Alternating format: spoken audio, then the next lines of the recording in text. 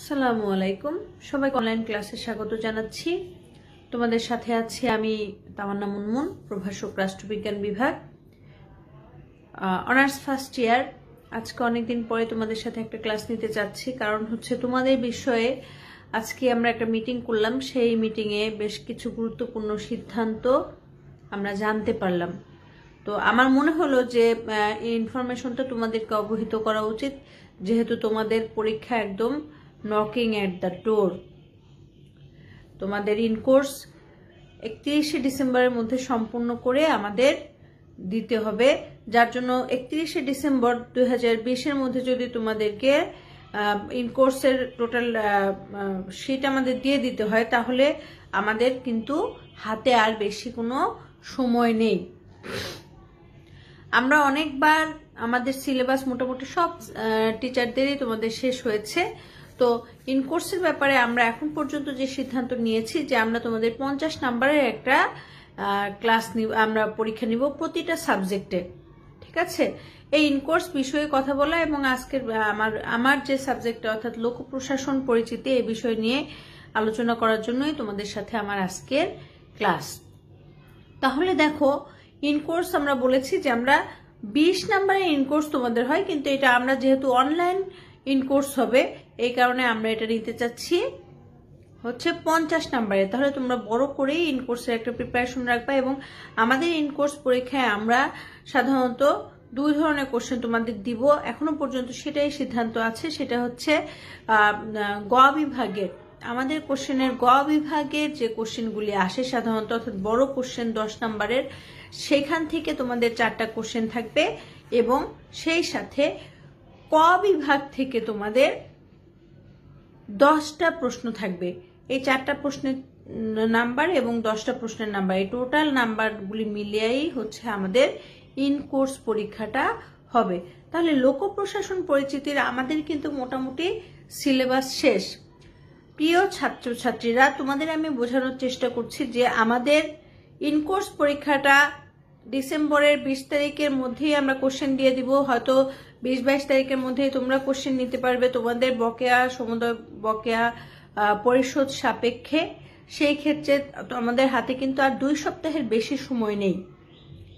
ঠিক আছে, তাহলে ইনকোর্স পরীক্ষাটার জন্য তো তোমাদের কিছু প্রিপারেশনের দরকার আছে। সেই ক্ষেত্রে আমি বলতেছি সবাই ইনকোর্সের প্রিপারেশন নেওয়া শুরু করে দাও, কারণ ইনকোর্স আমাদের খুবই গুরুত্বপূর্ণ পরীক্ষা। এটার নাম্বার কিন্তু জাতীয় বিশ্ববিদ্যালয়ে কোনো যদি পরীক্ষা নেয় বা চূড়ান্ত ইভ্যালুয়েশন করে, সেই ক্ষেত্রে সেইখানে এটা ডাইরেক্টলি এই নাম্বারটা কিন্তু যুক্ত হবে। তাহলে আমরা চেষ্টা করব তারপরে অ্যাসাইনমেন্টের মাধ্যমে তোমাদের একটা নির্বাচনী পরীক্ষা নেওয়ার জন্য যে নোটিশটা আমরা আজকে হাতে পেয়েছি এবং আমি তোমাদেরকে কিন্তু অলরেডি গ্রুপে পোস্ট করেও দিয়েছি। তাহলে ইনকোর্স পরীক্ষাটা আমরা এমনভাবে নিব যাতে সেই পরীক্ষাটা অবশ্যই তোমাদের ইয়েতেও অনেকটা কার্যকরী ভূমিকা রাখে প্রিপারেশন নেওয়ার ক্ষেত্রে।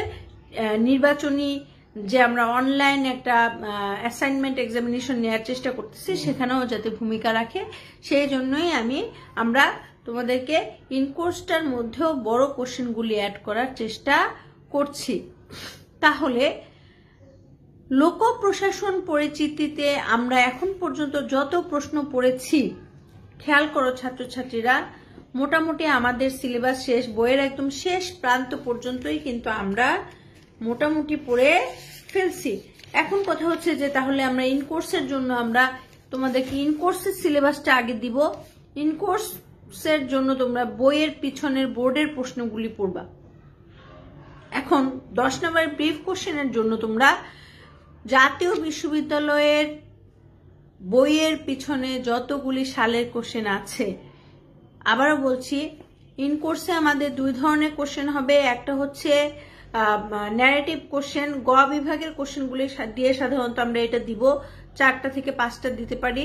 আর হচ্ছে ক বিভাগের কোশ্চেন, অর্থাৎ জাতীয় বিশ্ববিদ্যালয়ের 2টা বিভাগের প্রশ্ন নিয়েই আমাদের ইনকোর্সের কোশ্চেন হবে, যেখানে গ বিভাগের কোশ্চেন থাকবে 3-4টা বা 4-5টা, আমরা এখনো জানি না, মার্কস ডিস্ট্রিবিউশনটা তোমাদেরকে ক্লিয়ারলি জানিয়ে দেবো, বাট এটা থাকবে। আর একটা হচ্ছে তোমার যে ব্রিফ কোশ্চেনগুলি, সেই কোশ্চেনগুলি থাকবে সেটা ক বিভাগের কোশ্চেন, জাতীয় বিশ্ববিদ্যালয়ের প্রশ্নপত্রের। তাহলে এই প্রশ্নগুলি তোমরা কোথা থেকে শিখবা? আমার সাবজেক্টে এই প্রশ্নগুলি তোমরা অবশ্যই তোমাদের কাছে যে বই আছে সেই বইয়ের পিছনে দেখবা কয়েকটা সালের জাতীয় বিশ্ববিদ্যালয়ের কোশ্চেন দেয়া আছে। তোমরা সেখান থেকে এই সিকিউ কোশ্চেনগুলা বা 1 নম্বরের ব্রিফ কোশ্চেনগুলা শিখবা। আমি কি কথাটা বুঝাইতে পারলাম? যদি বুঝাইতে না পারি বা আমার কথা যদি তোমরা না বুঝো তাহলে অবশ্যই কমেন্ট বক্সে কমেন্ট করবা, আমি তোমাদেরকে অ্যান্সার করার চেষ্টা করব, তোমাদের সাধ্যমতো সহযোগিতা করার চেষ্টা করব। এখন কথা হচ্ছে যে তাহলে বড় প্রশ্ন কোথা থেকে আসবে? বড় প্রশ্ন তোমরা জাতীয় বিশ্ববিদ্যালয়ের সালের প্রশ্নটাই পড়বা। বড় প্রশ্নের ক্ষেত্রেও আমি তোমাদেরকে একটা ভালো সিলেবাস দিয়ে দিব।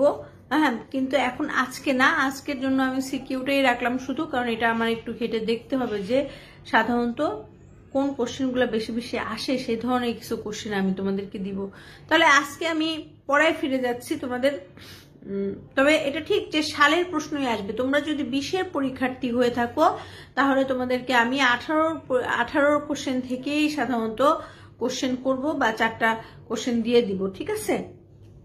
আর যদি তোমরা 19-এর পরীক্ষার্থী, 19-এর পরীক্ষার্থী হওয়ার কথা না, 20-এরই পরীক্ষার্থী হওয়ার কথা, 20-এর পরীক্ষার্থী হয়ে থাকলে সাধারণত 18 কোশ্চেনটাই, 18 গ বিভাগটাকেই আমি তোমাদের জন্য সাজেশন দিব।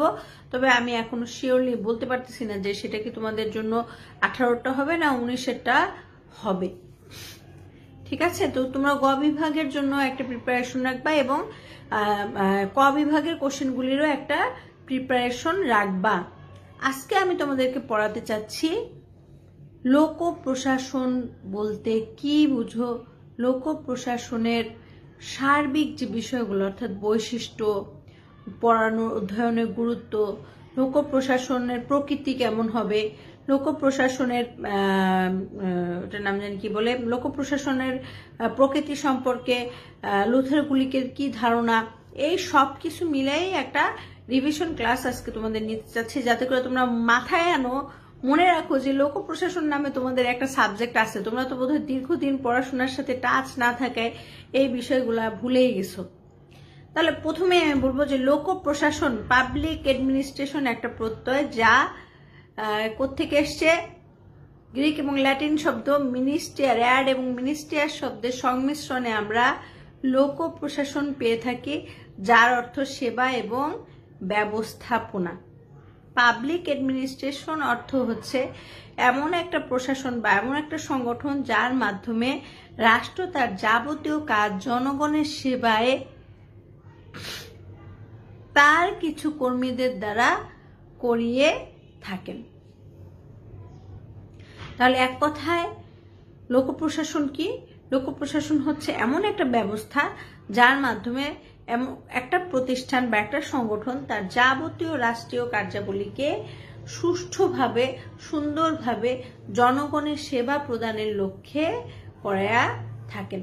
এখন কথা হচ্ছে যে লোক প্রশাসন বা পাবলিক অ্যাডমিনিস্ট্রেশন বলতে আমরা বুঝি কোনো দেশেরই সরকারি প্রশাসনিক ব্যবস্থাকে, অর্থাৎ সরকারের যে প্রশাসন, কোনো প্রতিষ্ঠানের প্রশাসন, সব প্রতিষ্ঠানের প্রশাসন আছে, কিন্তু আমরা আলোচনা করব কোন প্রশাসন নিয়ে? অবশ্যই সরকারি প্রশাসন নিয়ে।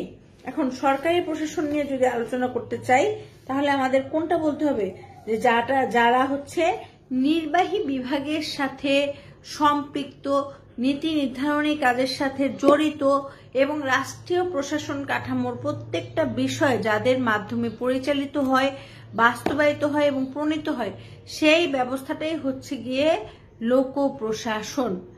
এই ব্যবস্থাটা যার মাধ্যমে যে নিয়মে, যে নীতিতে সুষ্ঠুভাবে পরিচালিত হয়, তা যেই শাস্ত্রে বোঝানো হয়, পড়ানো হয়, সেটাই হচ্ছে লোক প্রশাসন। তোমরা অনেকেই হয়তো জানো যে ঢাকা ইউনিভার্সিটি বা পাবলিক বিশ্ববিদ্যালয়তে লোক প্রশাসন একাই একটা সাবজেক্ট। আর এখানে রাষ্ট্রবিজ্ঞান লোক প্রশাসন ফার্স্ট ইয়ারে আমি একটা কোর্স হিসেবে তোমাদেরকে পড়াচ্ছি। তার মানে কি, লোক প্রশাসনের ধারণাটা আসলে অনেক পরিমাণে ব্যাপক, অনেক জটিল। লোক প্রশাসন সম্পর্কে 2 ধরনের রাষ্ট্রবিজ্ঞানীরা মতবাদ দিয়েছিলেন আমরা জানি। কিছু ছিলেন সনাতন ধর্মী, কিছু ছিলেন রিসেন্ট বা আধুনিক মতবাদে বিশ্বাসী, কিন্তু সবচেয়ে বেশি এর মধ্যে লুথার গুলিক, তারপর হচ্ছে ফিফনার, হ্যাঁ, উড্রো উইলসন, তারপরে হচ্ছে অ্যাডামস, ব্রুকস অ্যাডামস, এদের কথাগুলি কিন্তু সবচেয়ে বেশি আলোচিত হয়েছিল। এখন আসো যে লোক প্রশাসনের প্রকৃতি বলতে আমরা কি বুঝি। লোক প্রশাসনের প্রকৃতি নিয়েও রাষ্ট্রবিজ্ঞানীদের মধ্যে যথেষ্ট মতবিরোধ আছে। এটাকে আমরা দুই ভাগে ভাগ করতে পারি। সেটা হচ্ছে লোক প্রশাসনের প্রকৃতিটা কি হবে, এটা নিয়েও দুই ধরনের রাষ্ট্রবিজ্ঞানীদের মধ্যে মতবিরোধ আছে। একটা হচ্ছে অখণ্ডবাদী মতবাদীরা। অখণ্ডবাদী মতবাদীদের মধ্যে মনে করো উড্রো উইলসন, ডিমক, তারপর হচ্ছে এল.ডি. হোয়াইট, ফিফনার, অর্থাৎ যারা একটু সনাতন ধর্মী, সনাতন চিন্তাধারার ছিলেন, তারা হচ্ছে অখণ্ডবাদী মতবাদের প্রবক্তা। তাদের মতে হচ্ছে লোক প্রশাসনের প্রকৃতি হবে আসলে সব কিছুরই একটা সমন্বিত রূপ। রাষ্ট্রীয় প্রশাসনের সব কিছুরই একটা সমন্বিত রূপই হচ্ছে লোক প্রশাসন। এটাকে আলাদাভাবে আর ব্যাখ্যা করার কিছু নাই। এই ধরনের একটা চিন্তা হচ্ছে অখণ্ডবাদী মতবাদীদের মধ্যে। এখন অখণ্ডবাদী মতবাদী কারা দেখো, আমি তোমাদের ব্রিফ কোশ্চেনের সুবিধার্থে বলতেছি বারবারই, কিন্তু এগুলি কিন্তু আমাদের অনেকবার পড়া, যেহেতু আমরা পরীক্ষা নিতে পারি না, এই কারণে কিন্তু আসলে এই পড়াগুলো অনেকটাই আমরা ভুলে গেছি। অখণ্ডবাদী মতবাদী হচ্ছেন ফিফনার, ডিমক, তারপরে এল.ডি. হোয়াইট, হ্যাঁ, উইলসন, এরা হচ্ছেন অখণ্ডবাদী মতবাদের সমর্থক। 2 নাম্বার যে পয়েন্টটা ছিল সেটা হচ্ছে ব্যবস্থাপনাবাদী মতবাদ। এইখানে বলা হচ্ছে যে লোক প্রশাসন হচ্ছে শুধুমাত্র একটা রাষ্ট্রের বা একটা প্রতিষ্ঠানের ব্যবস্থাপনাগত বিষয়ের সাথে সম্পৃক্ত বিষয় নিয়ে আলোচনাকারী একটা ব্যবস্থা। আবারও বলছি কি, ব্যবস্থাপনাবাদীরা বলতেছেন যে না, লোক প্রশাসন একটা সার্বিক বা সমন্বিত রূপ না। লোক প্রশাসন শুধু আলোচনা করে বা লোক প্রশাসনের বিষয়বস্তু হচ্ছে একটা রাষ্ট্রের শুধুমাত্র ব্যবস্থাপনার সাথে জড়িত বিষয়গুলি নিয়ে আলোচনা করাই হচ্ছে লোক প্রশাসনের অন্যতম কাজ। এখন এইখানে কারা আছেন ব্যবস্থাপনাবাদী মতবাদী কারা? প্রথমেই আসবে সাইমন, তারপরে হচ্ছে লুথার গুলিক, হ্যাঁ, Henry Simon, Luther Gulick, Henry Fayol, তারপরে হচ্ছে স্মিথবার্গ, থমসন। আবারও বলছি, ব্যবস্থাপনাবাদী মতবাদের মধ্যে প্রধান প্রবক্তা হচ্ছে লুথার গুলিক। তার সাথে আরো কারা আছেন, মার্সন, হেনরি ফেওয়াল, তারপরে হচ্ছে আরেকজন সাইমন। তাহলে এদের কথা কি, এরা শুধু রাষ্ট্রের ব্যবস্থাপনাগত বিষয়গুলিকেই, আবারও বলছি, রাষ্ট্রের ব্যবস্থাপনাগত বিষয়গুলি কি তারা একটা লোক প্রশাসনের টোটাল বিষয়বস্তু বা লোক প্রশাসন বলে ব্যাখ্যা করতে চান। ডিমক বা হচ্ছে লুথার গুলিক, তারা সবাই বলেন যে রাষ্ট্রবিজ্ঞানে বা লোক প্রশাসনের সবচেয়ে আলোচ্য বিষয় হচ্ছে প্রশাসক। প্রশাসক যে কাজ করেন তার যে টোটাল যে অর্গানাইজেশন, ব্যবস্থাপনার জাতীয় যতগুলো কাজ তিনি করেন, সেই সবগুলা কাজকে যদি আমরা একসাথে ব্যাখ্যা করি, তখনই কিন্তু আমরা লোক প্রশাসনের প্রকৃতি পেয়ে যাই। তাহলে এইভাবে যদি আমরা চিন্তা করি, তখনই কিন্তু সেই ব্যবস্থাপনাবাদী মতবাদীদের মধ্যে সবচাইতে আলোচিত বা প্রভাব বিস্তারকারী যে প্রকৃতি সম্পর্কিত যে তত্ত্বটা উঠে আসছে, সেই তত্ত্বটার নাম হচ্ছে পোস্টকনিস প্রবা বা পোস্টকর্ব নীতি, যেটার প্রবক্তা হচ্ছেন লুথার গুলিক। তাহলে দেখো, আমরা ক্লিয়ারলি বলি, আমরা লোক প্রশাসনের দুইটা প্রকৃতি নির্ণয়ে দুইটা পদ্ধতি পেয়েছি। একটা হচ্ছে অখণ্ডবাদী পদ্ধতি, একটা হচ্ছে কি বলেছিলাম, ব্যবস্থাপনাবাদী পদ্ধতি। ব্যবস্থাপনাবাদী পদ্ধতি এবং অখণ্ডবাদী পদ্ধতিকে যদি আমরা দুই ভাগে ভাগ করে মিলাই যদি এদের টোটাল সারমর্মটা বোঝার চেষ্টা করি, যে কি বলতে চাই, তাহলে আমরা দেখি যে লোক প্রশাসনের প্রকৃতি মূলত একটা রাষ্ট্রের প্রশাসক, প্রধান প্রশাসক বা নির্বাহী বিভাগ বা শাসন বিভাগ যাবতীয় কাজের সাথে জড়িত, সেগুলি মূলত আমরা লোক প্রশাসনের প্রকৃতি হিসেবে চিহ্নিত করতে পারি। এখন আসলে লোক প্রশাসনের প্রকৃতি হিসেবে যদি আমরা এটাকে চিহ্নিত করি, তাহলে খুবই আলোচিত একটা প্রশ্ন তোমাদের সবসময় আসে যে লোক প্রশাসন সম্পর্কে লুথার গুলিকের মতামত আলোচনা করো, বা লোক প্রশাসনের প্রকৃতি নির্ণয়ে লুথার গুলিকের মতবাদটা কি ছিল আলোচনা করো। যদি এই কোশ্চেনটা আসে, তখন তোমরা লুথার গুলিক সম্পর্কে একটু বলবা। আসো আমরা লুথার গুলিক সম্পর্কে আজকে একটু জানি। সেটা হচ্ছে লুথার গুলিক বলেছেন লোক প্রশাসনে অর্থাৎ পাবলিক অ্যাডমিনিস্ট্রেশনে একটা প্রশাসক কি কাজ করেন, কি দ্বারা কাজ করেন, কাদের দ্বারা কাজ করেন, কিভাবে কাজ করেন, এই প্রশ্নগুলি করলে যে উত্তর পাওয়া যায় সেটাই হচ্ছে তার কাজের পরিধি বা প্রকৃতি বা পরিসীমা। এখন এটা আমরা কিভাবে নির্ণয় করব? আমি ক্লাসে অসংখ্যবার তোমাদেরকে কিন্তু এই পোস্ট কার্ভ নীতি পড়িয়েছিলাম। পোস্ট কার্ভ নীতির মূল কথা কি ছিল? পোস্টকনিস প্রভাব। পোস্ট কার্ভ একটা 6টা শব্দের কি কন্ট্রাকশন, 6টা শব্দের সংক্ষিপ্ত রূপের নাম হচ্ছে পোস্ট কার্ভ। কি কি? পি দিয়েছিল প্ল্যানিং, পরিকল্পনা। তারপরে তোমরা একটু মনে করো, ও দিয়েছিল অর্গানাইজেশন, অর্গানাইজেশন অর্থ কি? সংগঠন। তারপরে পিও, এস এস দিয়েছিল স্টাফিং বা কর্মী ব্যবস্থাপনা বা কর্মী।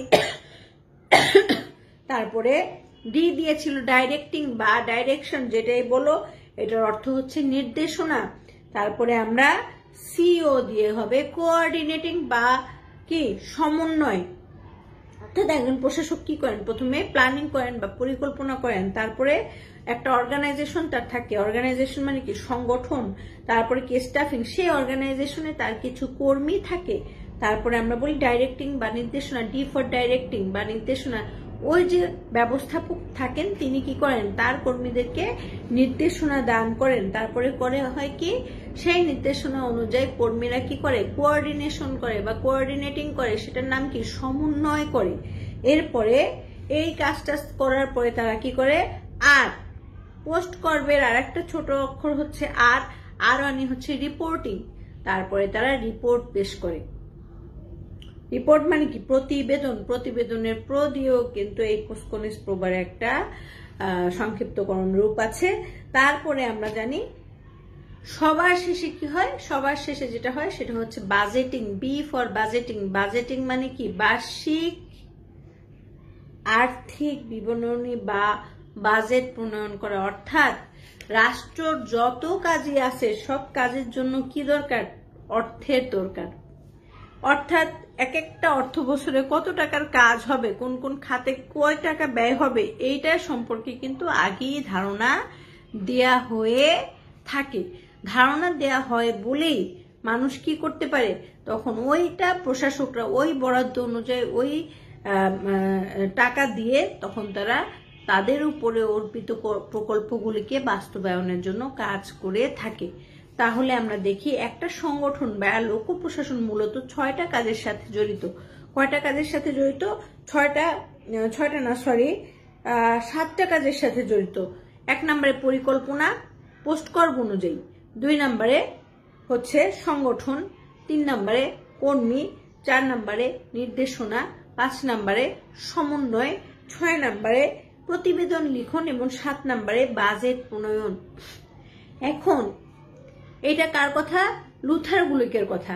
কিন্তু লুথার গুলিকের এই পোস্টকনিস প্রভাবকে বিশ্লেষণ আলোচনা করার পরেও দেখা যায় বিভিন্ন রাষ্ট্রবিজ্ঞানীর লোক প্রশাসনের প্রকৃতি সম্পর্কে আরো বেশ কিছু ধারণা দেন। সবকিছু মিলে আমরা দেখতে পাই যে মূলত লোক প্রশাসনের প্রকৃতি হচ্ছে আসলেই কি? সেবা কেন্দ্রিক এবং অবশ্যই সেটা প্রতিষ্ঠানের প্রশাসকের কাজের মাধ্যমে প্রকাশিত হয়। লোক প্রশাসনের প্রকৃতি মূলত আসলেই কোনো প্রতিষ্ঠানের বা পাবলিক অ্যাডমিনিস্ট্রেশনের সেবা কেন্দ্রিক। এরপরে আসো আমরা দেখব যে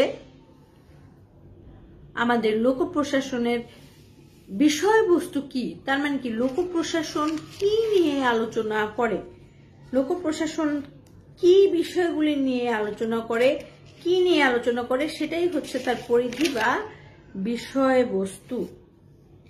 পোস্টকনিস প্রভাব নিয়ে যদি আলাদাভাবে প্রশ্ন আসে, অর্থাৎ পোস্ট কার্ভ নীতি লুথার গুলিকে যেটা আমি তোমাদেরকে ব্যাখ্যা করলাম সেটা নিয়ে যদি আলাদাভাবে কোশ্চেন আসে, তখন কিন্তু তোমরা এই পোস্টকনিস প্রভাব সমালোচনাও একটু দিবা, মূল্যায়নও একটু দিবা, কি কি ত্রুটি আছে সেগুলিও কিন্তু একটু উল্লেখ করার চেষ্টা করবা। এরপরে লোক প্রশাসনের পরিধি বা বিষয়বস্তু কি হবে এটা নিয়েও কিন্তু রাষ্ট্র দার্শনিকদের মধ্যে মতবিরোধ আছে। তারপরেও আমরা যে জিনিসগুলিকে স্পেসিফিক্যালি দেখতে পাই লোক প্রশাসনের ক্ষেত্রে, সেটা আমরা একটু আজকে আলোচনা করি যে লোক প্রশাসন মূলত কি কি বিষয় নিয়ে আলোচনা করে। এই তত্ত্বটাকে কি কি বিষয় নিয়ে আলোচনা করে এটা নিয়েও মতবিরোধ আছে, এটা নিয়েও দুইটা আবার পক্ষ আছে। একটা পক্ষ হচ্ছে প্রশাসনিক তত্ত্বের মাধ্যমে আলোচনা করতে চায়, ব্যাখ্যা করতে চায়, আর একটা পক্ষ হচ্ছে প্রশাসনিক ব্যবহারিক বিষয়গুলির উপরে আলোচনা করতে চায়। তাহলে এই যে ব্যবহারিক বিষয় বা প্রশাসনিক বিষয়, দুইটা বিষয়ের সমন্বয়ে আমরা মূলত যে বিষয়গুলো পাই লোক প্রশাসনের, সেগুলি হচ্ছে আমার লোক প্রশাসনের আলোচনার বিষয়বস্তু। আসো আমরা একটু দেখি লোক প্রশাসনের আলোচনার বিষয়বস্তুগুলা কি। 1 নম্বরে হচ্ছে রাষ্ট্রীয় সংগঠন। লোক প্রশাসন রাষ্ট্রীয় সংগঠন নিয়ে আলোচনা করে। 2 নম্বরে হচ্ছে রাজনৈতিক এবং প্রশাসনিক কার্যাবলী। 2 নম্বরে কি রাজনৈতিক এবং প্রশাসনিক কার্যাবলী। 3 নম্বর অর্থ প্রশাসন। অর্থ প্রশাসন বলতে আমরা কি বুঝি? রাষ্ট্রীয় অর্থনীতিকে বুঝি। 4 নম্বরে হচ্ছে সরকারি কর্মচারী প্রশাসন, অর্থাৎ সরকারের রাষ্ট্রের কাজের নিয়োজিত সরকারের কাছ থেকে বেতনভুক্ত স্থায়ী কর্মকর্তা কর্মচারী তারা যেভাবে পরিচালিত হন, টোটাল সিস্টেমটা নিয়েও লোক প্রশাসন কিন্তু আলোচনা করে। তারপর কি প্রশাসনিক ব্যবস্থাপনা, অর্থাৎ প্রশাসনিক ব্যবস্থাপনার নীতি, সংগঠনের নীতি, কোনটা কোন আইনের দ্বারা পরিচালিত হয়, কিভাবে কি হয়, এই বিষয়টা নিয়েও কিন্তু প্রশাসন আলোচনা করে। এরপর হচ্ছে প্রশাসনিক পরিকল্পনা, অর্থাৎ প্রত্যেকটা কাজের পিছনে প্রশাসনের একটা পরিকল্পনা থাকে এবং সেই পরিকল্পনাকে বাস্তবায়নের মাধ্যমেই মূলত সরকার তার কাজে অগ্রসর হয়। প্রশাসনিক আইন। প্রশাসনিক আইন কি? প্রশাসন পরিচালনার জন্য যে আইন, নিয়ম, কানুন, নীতিমালার মাধ্যমে রাষ্ট্র পরিচালিত হয়, সরকার পরিচালিত হয়, সেটাই হচ্ছে প্রশাসনিক আইন। তাহলে ছাত্রছাত্রীরা, আমি চেষ্টা করলাম তোমাদেরকে আসলে মূলত আজকে আমি পড়ানোর চেষ্টা করলাম লোক প্রশাসনের সংজ্ঞা, লোক প্রশাসনের প্রকৃতি এবং বিষয়বস্তু।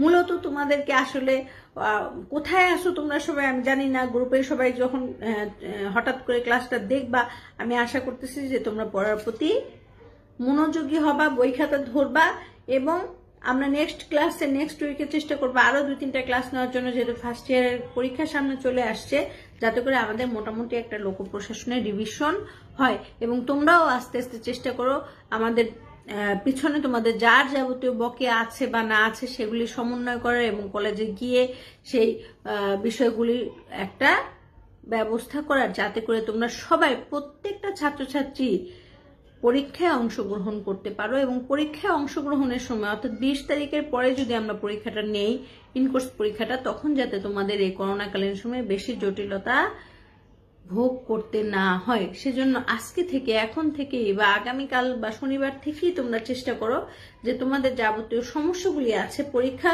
অ্যাটেন্ড করার জন্য, সেই সমস্যাগুলি সমাধান করার এবং পড়াশোনায় মনোনিবেশ করার। আগামী সপ্তাহে আবার দেখা হবে ইনশাল্লাহ। আজকে এই পর্যন্তই থাকুক, সবাই ভালো থাকো, সুস্থ থাকো, আল্লাহ হাফেজ।